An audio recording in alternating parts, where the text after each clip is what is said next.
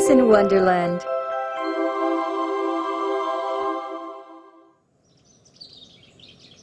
On a sunny autumn day, Alice and her sister were reading a book under the shade of a tree. When suddenly, a rabbit ran by. "Oh dear, I'm late," he cried as he looked at his watch. "Where are you going, Mr. Rabbit?" Alice asked as she ran after him. The rabbit, still looking at his watch, jumped into a hole. Alice jumped in after him. Alice kept falling and falling. "Help! Help!" At first, she was frightened, but as she looked, she saw that there were many things falling down the hole with her. "This is fun," she thought. "I wonder how far I'm going to fall." Thump! Finally, she reached the bottom. She saw the rabbit running off. As Alice ran after him, she came to a small room. She saw the rabbit open a little door and run out. But the door was too small for Alice to go through. She started to cry. Then she saw a little bottle. The label said, "Drink me." She gulped it down, and her body started to shrink.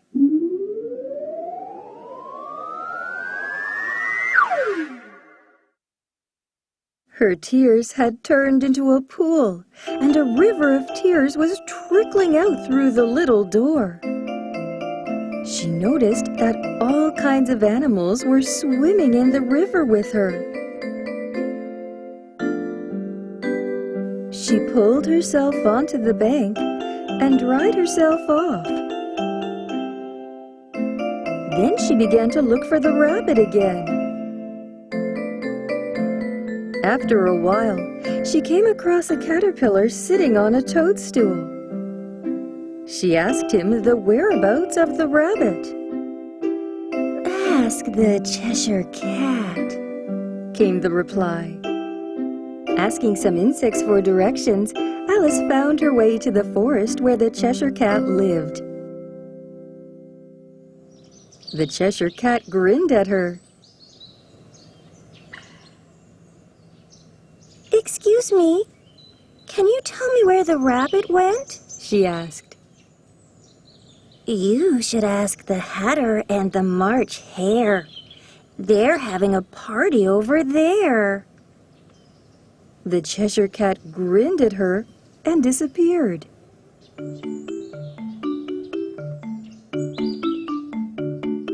She went along until she came across the Hatter and the March Hare, who were having a party. A dormouse was between them, fast asleep. "Excuse me, can you tell me where Mr. Rabbit is?" "Ah, you're just in time. Have some tea." "But the cup is empty." "That's right, so you can drink as much as you want." "How rude!"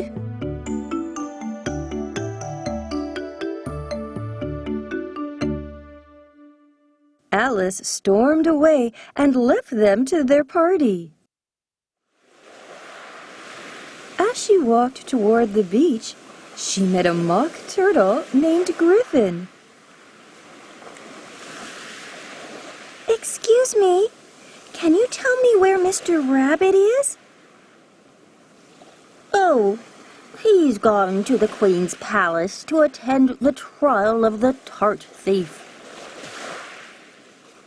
Alice walked on toward the palace. She saw some card soldiers painting the white roses red.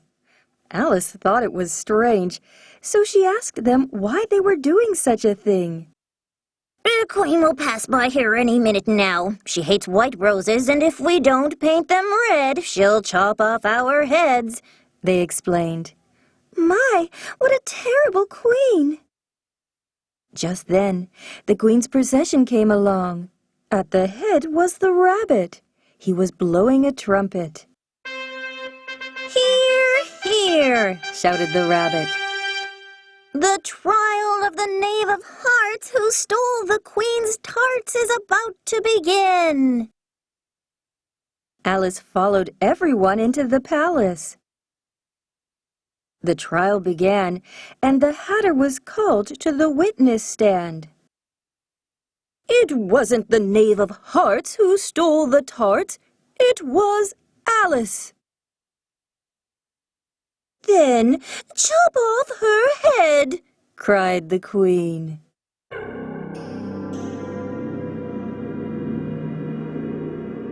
The executioner came in with an axe. I've never seen such a silly trial. The angry Alice shouted. She began to get taller and taller.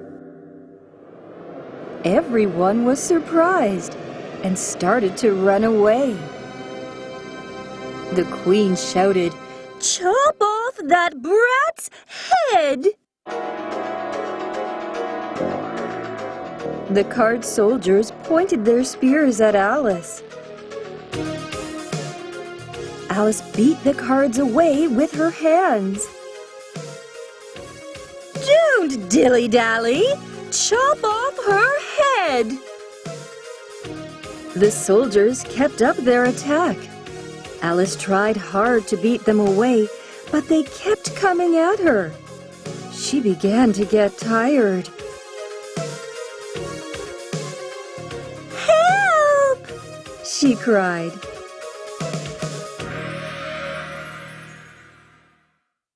Alice, wake up! Why are you groaning? Alice heard her sister say.